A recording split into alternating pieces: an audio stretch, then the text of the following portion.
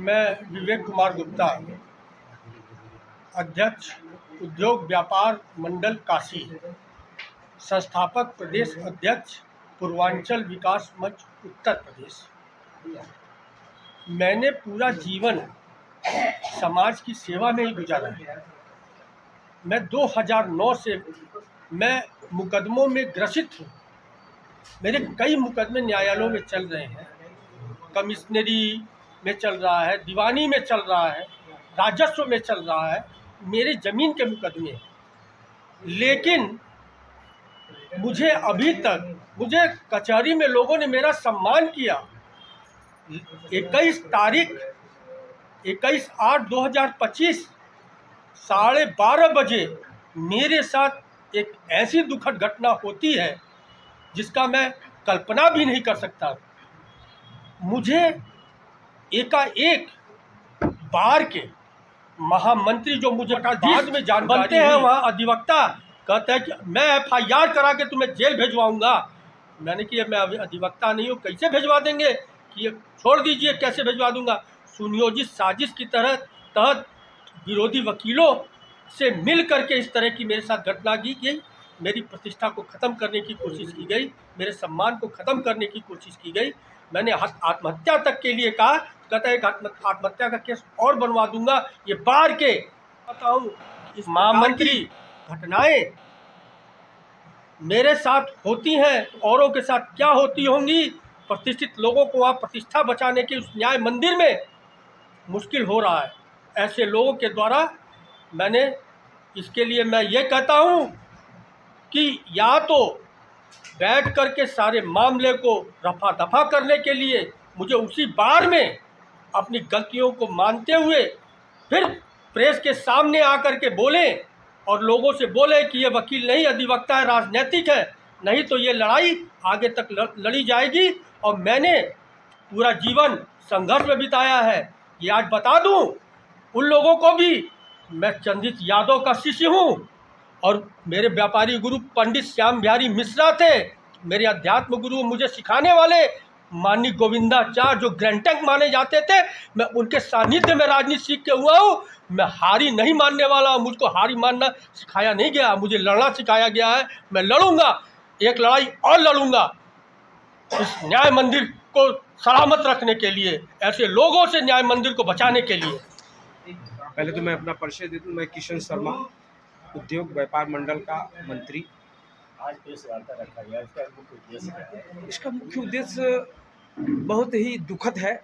मैं ये कहना चाहूँगा कि आज कचहरी परिसर में ये जो घटना हुई हमारे अध्यक्ष जी के साथ, ये बड़ा ही निंदनीय है। मैं उन वकील साहब लोगों से कहूँगा कि आप किसी के बारे में कोई चीज़ करने के पहले उसकी ज़िंदगी जानिए कि वो है क्या। सच और झूठ का फ़र्क करने के बाद आप कोई सज़ा दे सकते हैं। आप जो कर रहे हैं वो गलत नहीं है, परंतु आप किसी निर्दोष व्यक्ति को, कचहरी में कहा जाता है कि लाख दोषी छूट जाए, कोई निर्दोष को सजा न मिले, और आपने एक प्रतिष्ठित व्यक्ति के साथ अभद्रता और गाली गलौज जैसा, आप वकील साहब, साहब शब्द ही एक बहुत महत्वपूर्ण है। जैसे साहब, वकील साहब, आपके साथ साहब लगता है, और साहब ही गलती करे तो आम जनमानस का क्या होगा। मैं उनसे बड़े ही विनम्रता से कहना चाहूँगा कि आपने जो किया उसके लिए इन्हें फिर से इनके सम्मान को वापस करने का कार्य करें, यही मेरी आपसे गुजारिश है। मैं जोजी, उद्योग व्यापार मंडल काशी का महामंत्री। आज मैडम बगैर प्रेस वार्ता रखा गया। ये प्रेस वार्ता इसलिए बुलाई गई है कि विगत दिनों 21/8/2025 हमारे अध्यक्ष जी अपने मुकदमे के सिलसिले में ये कचहरी गए थे। अपना केस मुकदमा देखने के बाद ही वापस आ रहे थे। उसी बीच में कुछ वकील साहब लोग इनके साथ बदतमीजी से पेश आते हुए इनको जबरन वकील बनाने की कोशिश की गई। इन्होंने अपना कार्ड दिखाया कि मैं व्यापारी नेता हूं, मैं अपने केस के मुकदमे में कचहरी आता और जाता रहता हूं। बावजूद उसके उनको बार काउंसिल में ले जाया गया और वहां इनको जलील किया गया, तमाम तरह के साथ इनके साथ दुर्व्यवहार किया गया। और उसके बाद चौकी इंचार्ज को बुलाकर इनको क्या वजह क्या रहा होगा, ऐसा क्या इसके पहले कोई नहीं, इसके पहले ऐसा कुछ नहीं था। इनका राजनीतिक जीवन एकदम निष्पक्ष और निष्पाप रहा। ऐसे तो बहुत ये लोग वहाँ पे क्या केस क्या के मुकदमे में विपक्षी वकीलों द्वारा अगर जो भी अगर साजिश के तहत इनको फंसाने के लिए या कुछ करने के लिए, ये तो वही लोग बता पाएंगे। हम तो भाई मान लीजिए कि पीड़ित व्यक्ति है, पीड़ित पक्ष का हम तो न्याय के लिए अपेक्षा कर रहे हैं। इनको जबरन फिर ले जाकर कैंट थाने में बैठाया गया और तमाम तरह का इनको डराने धमकाने का किया गया। कोई भी आदमी जो एकाएक किसी के ऊपर ये घटना दुर्घटना हो जाए तो आँख से आंसू निकलना है, और उसको भी ये लोग प्रिंट मीडिया इलेक्ट्रिक मीडिया में वायरल किए, और मीडिया ने भी बिना दूसरे पक्ष के राय लिए इनको फर्जी वकील साबित कर दिया है।